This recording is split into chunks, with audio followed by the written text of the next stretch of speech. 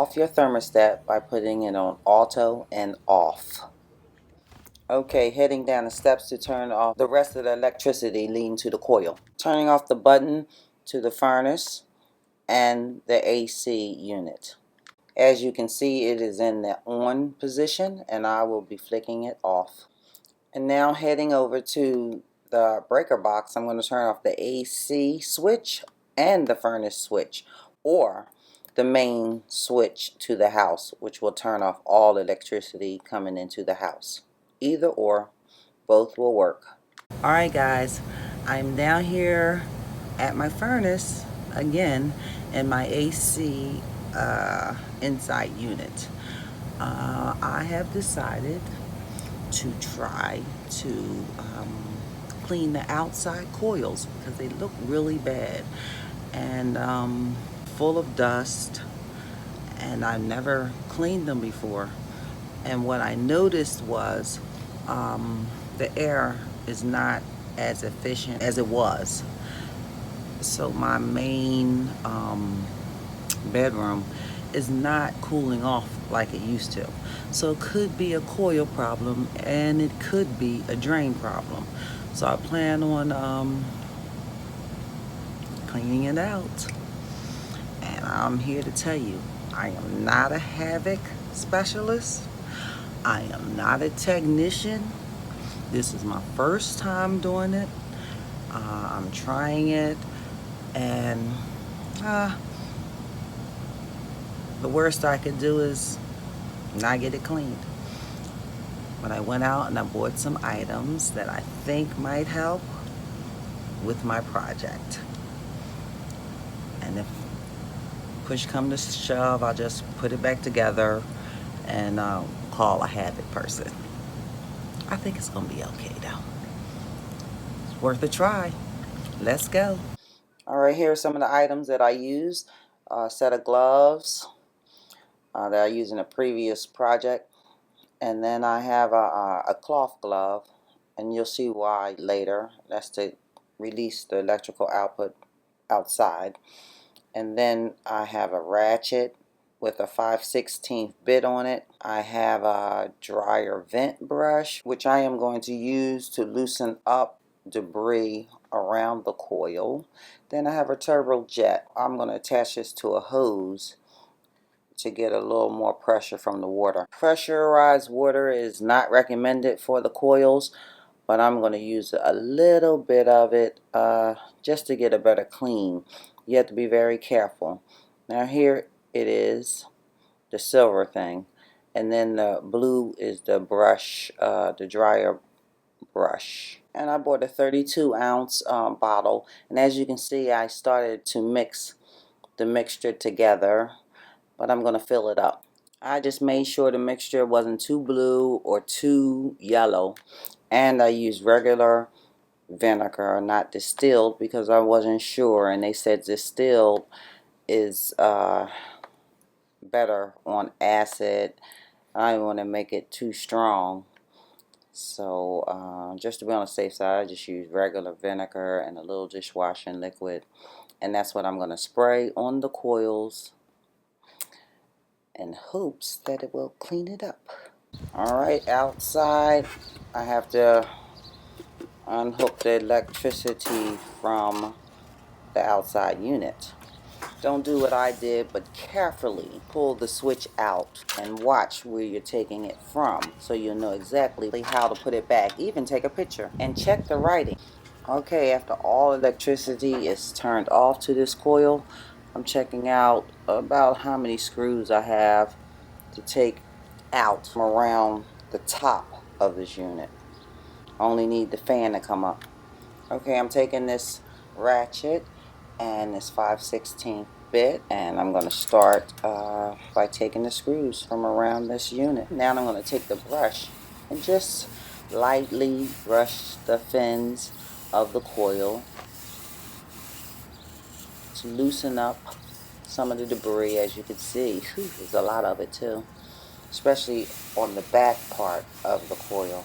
Seemed to be much more than the other sides, but all of it was pretty dirty, I must say. Whew. might want to put a mask on for this part and protect your clothing. Okay, at this point here, I'm going to take my solution and spray the inside of the coil and make sure it gets pretty saturated with the solution. And then I'm going to come out and spray the outside of the coil. And then I'm going to let it sit for like 5 or 10 minutes. I don't want it to dry, but I wanted to sit to help clean out the coils. As I said, I'm going all the way around, inside and outside of the coils, and I'm making sure that the solution doesn't go in that electric box on the left side. I then hosed it down, and I hate to tell you, this is the only video I have. Just take my word for it, and this is sad. Sorry, y'all. Here we have the wet vac, and I use this to get the debris out the bottom of the unit and to soak up any other excessive water. Okay, I put all the screws in, hand tighten, and then I'll take the wrench to them to tighten them up. It really wasn't too bad of a job, but it surely was a lot of dirt that came out of this coil. Should get better air after this. Alright, when it came to putting it back in, I had already noticed the writing and how it was going, but I did not notice the 4 slots.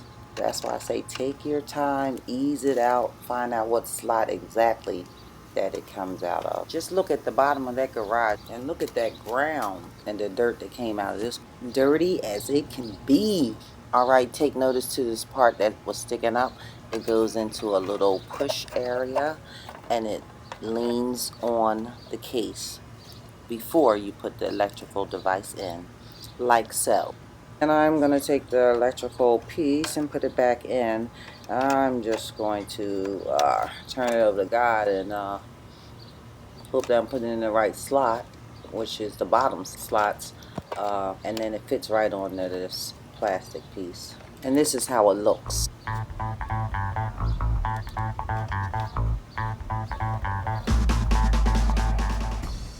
Okay, and after putting the electrical part back together outside, I came back in and turned on the furnace and the AC switch.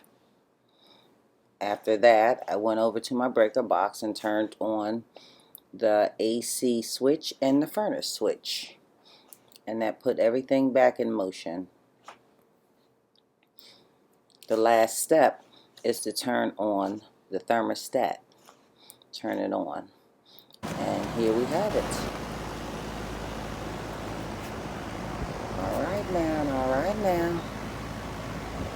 Up and running with a clean coil. Let's just see how cool it's going to be now.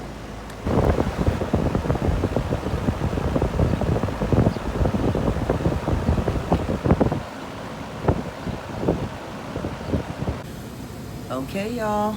It's a done dealio. And as I reach around and feel some of the cool air coming through, it appears to be working pretty good so far. It's not 100%, so I'm gonna have to do some other things. All right, see you next time. And whatever you do, make sure you do things safely. And if you have to, call your Havoc person. Call the real deal Havoc person. Okay, because as I said, I am not a Havoc person and I am not a technician. But I do enjoy trying things, and I try to do it in the safest manner possible. So I want you all to do the same thing.